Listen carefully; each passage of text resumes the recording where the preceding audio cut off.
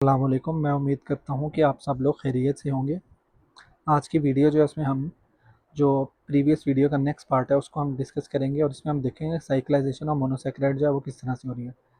अच्छा, हमारे पास जो less than 1% of the monosaccharide जो कि 5 कार्बन या उससे ज़्यादा कार्बन जिनमें होते हैं वो क्या होती हैं, वो लेस दैन 1% जो है वो ओपन चेन में प्रेजेंट होती हैं। उसके अलावा जो 99% जो शुगर्स हैं वो रिंग स्ट्रक्चर बना लेती हैं, साइक्लिक रिंग स्ट्रक्चर बना लेती हैं। इसमें होता क्या है कि जो हमारी शुगर है उसका एल्डिहाइड ग्रुप, ये जो हमारे पास ग्लूकोज की अगर बात करें तो इसका ये जो एल्डिहाइड ग्रुप है ये वाला जो कार्बन 1 पे है, और इसका जो ग्रुप कार्बन 5 पे जो हाइड्रोक्सिल ग्रुप है और जो कि OH ग्रुप है जिसको अल्कोहल ग्रुप कहते हैं, ये दोनों आपस में रिएक्ट करेंगे और एक साइक्लिक स्ट्रक्चर जो है वो बना देंगे, एक रिंग स्ट्रक्चर बना देंगे। और अगर हम बात करें फ्रुक्टोज की जिसमें हमारे पास कीटोन है, तो यहाँ पर जो हमारा कार्बन 2 पे जो कीटोन है और जो कार्बन 5 पे जो हाइड्रोक्सिल ग्रुप है ये दोनों आपस में रिएक्ट करेंगे और क्या बना देंगे, एक रिंग स्ट्रक्चर बना देंगे। अब ये जो रिंग स्ट्रक्चर बन रहे हैं उसकी अगर हम बात करें, ग्लूकोज को हमने देखा है तो ग्लूकोज जो है वो एक 6 मेंबर्ड रिंग स्ट्रक्चर बनाते हैं और उस 6 मेंबर्ड रिंग स्ट्रक्चर को हम कहते हैं पायरानोज। ये आप देख सकते हैं पायरानोज लिखे। Pyranose refers to the 6 membered ring structure consisting of 5 carbon and 1 oxygen. और जो हमारे पास फ्रुक्टोज है जो कि 6 मेंबर्ड जो है वो एक शुगर है, 6 कार्बन शुगर है, लेकिन इसमें आप देख सकते हैं जो हमारे पास फंक्शनल ग्रुप है, जो कीटोन ग्रुप है वो कार्बन 2 पे है। तो ये जो कार्बन 2 पे जो हमारे पास कीटोन है ये इस रिएक्शन में पार्ट लेगा और इससे जो रिंग स्ट्रक्चर बनेगा वो 5 मेंबर्ड होगा और उसको हम कहते हैं फ्यूरानोज। और furanose denotes a 5 membered ring with 4 carbon and 1 oxygen. तो ये हमारे पास जो पायरानोज और फ्यूरानोज है ये कहाँ से आ रही है, जो पायरन और जो फ्यूरन है वह हमारे पास दो साइक्लिक स्ट्रक्चर्स हैं, एरोमेटिक स्ट्रक्चर्स हैं ऑर्गेनिक केमिस्ट्री में। और ये स्ट्रक्चर जो हमसे रिजेंबल करते हैं, पायरन जो है वो 6 मेंबर्ड रिंग है जिसमें एक ऑक्सीजन है, बाकी 5 कार्बन है। और जो फ्यूरन है वो 5 मेंबर्ड रिंग है, उसमें एक ऑक्सीजन है और बाकी जो 4 है वो कार्बन है। तो इसका स्ट्रक्चर भी मैं आपको भी दिखा देता हूँ। डायग्राम में आप देख सकते हैं ये हमारे पास एक 5 मेंबर्ड रिंग है जिसको फ्यूरन कहते हैं। ये ऑर्गेनिक केमिस्ट्री में एक हमारे पास साइक्लिक स्ट्रक्चर है। और इस फ्यूरन में आप देख सकते हैं एक हमारे पास ऑक्सीजन है और बाकी जो 4 कॉर्नर्स हैं वहां पे हमारे पास कार्बन होती है, तो इसको हम कहते हैं फ्यूरन। और जो भी शुगर इस रिंग से रिजेंबल करती है उसको हम फ्यूरानोस कह देते हैं। और फिर हमारे पास एक और रिंग स्ट्रक्चर आप यहाँ देख सकते हैं पायरन। यहाँ पे आपको ऑक्सीजन नजर आ रही है और बाकी जो ये 6 मेंबर्ड रिंग है, एक ऑक्सीजन है और बाकी आपको यहाँ पर बाकी जो 5 कॉर्नर्स हैं वहां पे कार्बन है। और इस रिंग स्ट्रक्चर को कहते हैं पायरन। और जो जो हमारे पास शुगर्स हैं जो कि रिंग स्ट्रक्चर में इसको रिजेंबल करती हैं उनको हम पायरानोस कह देते हैं। तो इसके एग्जांपल हमारे पास ग्लूकोज है जिसको हम ग्लूको पायरानोज कह देते हैं क्योंकि इसकी रिजेंबलेंस इसके जैसी इसके साथ है। और अगर जो हमारे पास फ्रुक्टोज है उसको हम फ्रुक्टोफ्यूरानोज कह देते हैं क्योंकि उसकी रिजेंबलेंस जो उसके रिंग स्ट्रक्चर की इसके साथ है। अच्छा, तो जब ये रिंग स्ट्रक्चर बनेगा तो इसमें अब क्या होगा, जो हमारे पास एल्डिहाइड जो हमारे पास एल्डिहाइड है, ग्लूकोज के केस में देख लें, या हमारे पास जो हमारा फ्रुक्टोज में कीटोन था, जब ये स्ट्रक्चर जो है वो बनेंगे साइक्लिक और रिंग स्ट्रक्चर बना देंगे तो इससे क्या होगा, पहले ये एसिमेट्रिक नहीं थे, सिमेट्रिक थे, यानी कि ए कायरल थे। अब ये क्या बन गया, कायरल बन गया, क्योंकि अब जो ये कार्बन 1 है, पहले हमारे पास कार्बन 1 पे एक ऑक्सीजन जो था वो बॉन्ड था, एक हाइड्रोजन था और जो इसका चौथा बॉन्ड था वो कार्बन के साथ बन रहा था। ऑक्सीजन के साथ 2 बॉन्ड बन रहे थे, इस कार्बन के, हाइड्रोजन के साथ एक और एक कार्बन के साथ। लेकिन अब क्या हुआ है, जब इसने रिंग स्ट्रक्चर बनाया तो हमारे पास आप देख सकते हैं कार्बन 1, ये जहाँ पे 1 लिखा है ये कार्बन 1 को डिनोट कर रहा है। अब इस कार्बन 1 पे एक तरफ हमारे पास ऑक्सीजन है, एक तरफ यहाँ पे हमारे पास कार्बन है, ये वाला जो हमारे पास है कार्बन आ गया यहाँ पे, और एक जो है यहाँ पे आपको हाइड्रोजन नजर आ रहा है और एक हमारे पास इधर हाइड्रोक्सिल नजर आ रहा है। तो अब ये जो कार्बन है ये क्या बन गया, कायरल बन गया, एसिमेट्रिक बन गया। अब इस कार्बन के ऊपर चारों जो ग्रुप्स हैं वो डिफरेंट हैं। तो अब यहाँ पे क्या होगा, यहाँ पे ऑक्सीजन और जो कार्बन है वो तो ठीक है रिंग स्ट्रक्चर में मौजूद हैं, तो वो रिंग स्ट्रक्चर में उनकी कन्फर्मेशन जो है वो चेंज नहीं होगी। लेकिन जो हमारे पास हाइड्रोक्सिल और हाइड्रोजन है इनकी कन्फर्मेशन जो है वो चेंज हो सकती है। अगर हम इमेजिन करें कि जो हमारे पास रिंग स्ट्रक्चर बन रहा है ये एक प्लेनर स्ट्रक्चर है, ठीक है। आप एक प्लेन को अगर इमेजिन करें तो उस प्लेन के साइड पे जो कार्बन 1 है, इसमें से या तो हाइड्रोक्सिल जो है उस प्लेन ऑफ पेपर से या प्लेन से प्रोजेक्टिंग आउट होगा, यानी कि आउटवर्ड जो है वो प्रोजेक्ट कर रहा होगा, या उस पेपर को या प्लेन को जो है वो पेनिट्रेट कर रहा होगा। अगर ये हाइड्रोक्सिल जो है वो प्रोजेक्टिंग आउट हो तो इसकी कन्फर्मेशन हम कह देंगे बीटा कन्फर्मेशन है, और अगर ये प्रोजेक्टिंग और पेनिट्रेटिंग इनवर्ड होगा तो हम उसको कह देंगे अल्फा कन्फर्मेशन में है। और जब ये साइक्लिक स्ट्रक्चर बन जाता है और हमारे पास जो कार्बन 1 है वो एसिमेट्रिक कार्बन बन जाती है, तो इसको हम एसिमेट्रिक कार्बन ही नहीं कहते, इसको हम कहते हैं एनोमेरिक कार्बन। यहाँ पे आप देख सकते हैं एनोमेरिक कार्बन इसको हम कह देंगे। अब ये जो एनोमेरिक कार्बन है तो अब इसकी हमारे पास अब ग्लूकोज की दो कन्फर्मेशन होगी, एक बीटा कन्फर्मेशन है और एक अल्फा कन्फर्मेशन है। इन दोनों कन्फर्मेशन को हम कह सकते हैं एक दूसरे के एनोमर्स हैं, और ये जो एनोमर्स हैं ये एक दूसरे में इंटरचेंज हो सकते हैं। क्या हो सकता है, जो हाइड्रोक्सिल ग्रुप आप बीटा कन्फर्मेशन में देख रहे हैं, ये प्लेन जो है हमारा रिंग का जो प्लेन है उससे प्रोजेक्टिंग आउट है, उससे बाहर की तरफ आ रहा है, ठीक है। ये चेंज हो सकता है अल्फा कन्फर्मेशन में जिसमें हाइड्रोक्सिल ग्रुप नीचे की तरफ है, तो ये दोनों एक दूसरे में इंटर कन्वर्ट हो सकते हैं। तो ये चीज़ थी, साइक्लिक फॉर्म बन सकती है एनोमेरिक कार्बन्स को हमने देख लिया। और अब इसका जो हम नाम जो है वो कंप्लीट नेम जो हम इसको देंगे वो क्या है आप देख सकते हैं, बीटा। बीटा जो है वो उसकी एनोमेरिक कार्बन पे जो कन्फर्मेशन है हाइड्रोक्सिल की उसको इंडिकेट कर रहा है। फिर डी जो है वो हमने पिछली वीडियो में देखा था, जो डी इसकी कन्फर्मेशन है वो जो हमारे पास रिंग जो हमारे पास ओपन चेन स्ट्रक्चर है उसमें कार्बन 1 जो हमारा फंक्शनल ग्रुप है ग्लूकोज का, उससे जो फारदेस्ट अवे जो कार्बन है उसकी हमने कन्फर्मेशन देखी थी, वो एसिमेट्रिक कार्बन था। और उसमें हमने देखा था हाइड्रोक्सिल ग्रुप अगर राइट साइड पे होगा तो वो कहलाएगा डी कन्फर्मेशन होगी, और अगर वो लेफ्ट साइड पे होगा तो वो हम उसको एल कन्फर्मेशन कहेंगे। तो यहाँ पे जो बीटा है वो एनोमेरिक कार्बन की कन्फर्मेशन बता रहा है, उस पर हाइड्रोक्सिल ग्रुप किस पोजीशन पे है।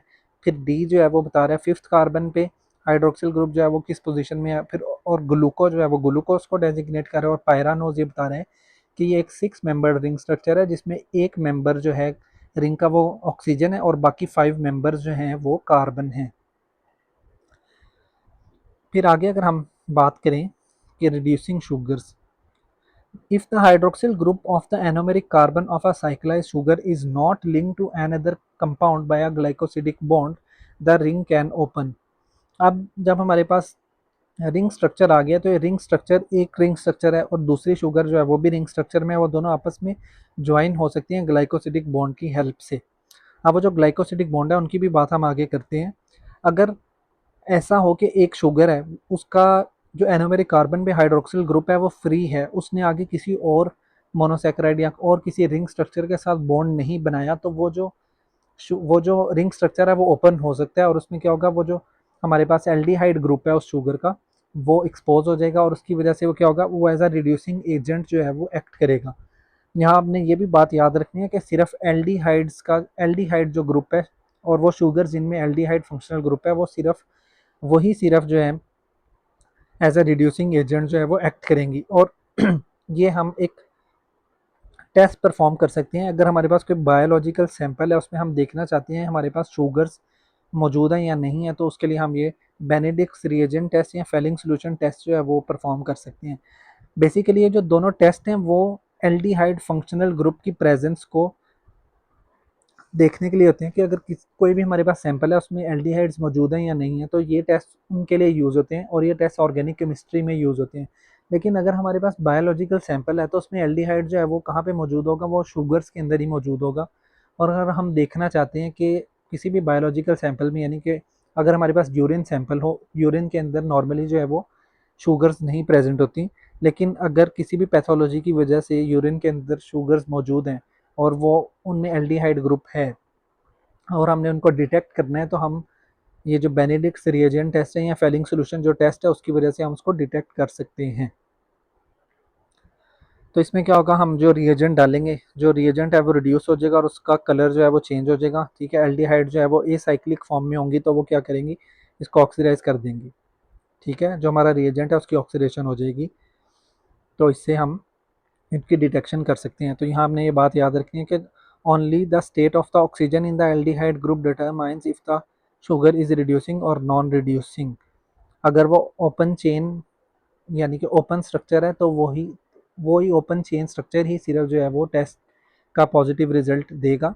अगर वो रिंग फॉर्म में है तो वो टेस्ट का पॉजिटिव रिजल्ट नहीं होगा, और सिर्फ जो एल्डिहाइड्स हैं वही ये टेस्ट, उनको ही हम डिटेक्ट कर सकते हैं सिर्फ इस टेस्ट से।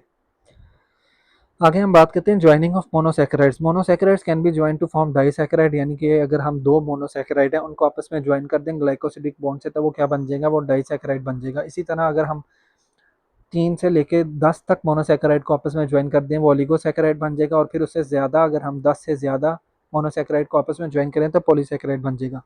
इंपॉर्टेंट जो डाइसैकेराइड हमारी बॉडी के अंदर मौजूद होती हैं, हमारे जो फूड सोर्सेज हैं उसमें मौजूद होते हैं, उसमें हमारे पास लैक्टोज है जो कि ग्लैक्टोज और ग्लूकोज से मिलकर बने हैं, सुक्रोज है जो कि ग्लूकोज और फ्रुक्टोज से मिलकर बने, और माल्टोज है जो ग्लूकोज और दो ग्लूकोज मॉलिक्यूल से मिलकर बने। इंपॉर्टेंट पॉलीसैकेराइड जो हमारे पास है उनमें इंक्लूड करता है ब्रांच चेन पॉलीसैकेराइड है, जिसको हम कहते हैं ग्लाइकोजन, और ग्लाइकोजन जो है वो हमारी बॉडी जो है ग्लूकोज को स्टोर करती है ग्लाइकोजन की फॉर्म में, और ये एनिमल सोर्स है, यानी कि ह्यूमंस के अंदर जो ग्लूकोज की स्टोरेज हो रही है वो किस फॉर्म में हो रही है, ग्लाइकोजन की, और डिफरेंट जो एनिमल है उनमें भी ग्लाइकोजन की फॉर्म में हो रही है। और अगर हम प्लांट्स में देखेंगे, प्लांट्स में ग्लूकोज किस फॉर्म में स्टोर हो रही है, तो वो स्टार्च की फॉर्म में स्टोर हो रही है। और फिर अनब्रांच्ड एक जो पॉलीसैकेराइड है हमारे पास जो प्लांट्स में मौजूद होता है वो सेलुलोज है। Each is a polymer of glucose. तो ये सारे जो हमने पॉलीसैकेराइड देखे हैं ये सारे ग्लूकोज से ही मिलकर बने हैं। ग्लूकोज के यूनिट्स आपस में एक दूसरे के साथ ज्वाइन करते हैं ग्लाइकोसिडिक बॉन्ड्स की हेल्प से, और वो क्या बना देते हैं, हमारे पास पॉलीसैकेराइड बना देते हैं। The bonds that link are called glycosidic bonds, these are form by the enzymes known as glycosyl transferases. तो ये जो एंजाइम्स हैं क्या करते हैं, ग्लूकोज का जो मॉलिक्यूल्स है उनको आपस में ज्वाइन करते हैं, और जो ग्लूकोज मॉलिक्यूल होते हैं उनको पहले एक्टिवेट किया जाता है, उनके साथ यूडीपी को बाउंड किया जाता है, वो यूडीपी ग्लूकोज जब बन जाता है तो वो एक्टिवेट हो जाता है, और एज अ सबस्ट्रेट जो है वो इन पॉलीसैकेराइड्स का बन जाता है। फिर इनकी नेमिंग के बारे में अगर हम देखें कि हम जब ग्लाइकोसिडिक बॉन्ड से शुगर ज्वाइन हो रही हैं आपस में तो उनको हम नेम किस तरह से करेंगे, यानी कि दो शुगर अगर आपस में ज्वाइन है तो उनके दरमियान जो ग्लाइकोसिडिक बॉन्ड है उसको हम किस तरह से नेम करेंगे। इसमें हमने सबसे पहले देखना है कि जो आपकी पहली शुगर है उसका कौन सा कार्बन है जो कि पार्ट ले रहा है बॉन्ड फॉर्मेशन में।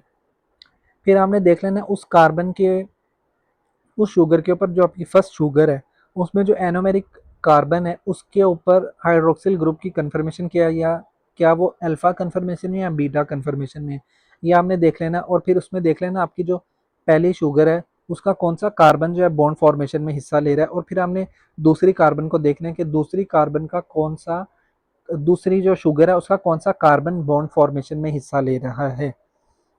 यहाँ पर अगर हम देखें, lactose for example is synthesized by forming a glycosidic bond between carbon 1 of beta galactose and carbon 4 of glucose। तो यहाँ पे जो galactose को हमने बीटा galactose कहा है तो इसका मतलब है कि इसमें जो एनोमेरिक कार्बन के ऊपर हाइड्रोक्सिल ग्रुप की कन्फर्मेशन है वो क्या है, बीटा कन्फर्मेशन है। बीटा कन्फर्मेशन क्या है, उसमें हाइड्रोक्सिल ग्रुप जो है वो प्लेन से बाहर की तरफ आ रहा है, प्रोजेक्टिंग आउटवर्ड्स है।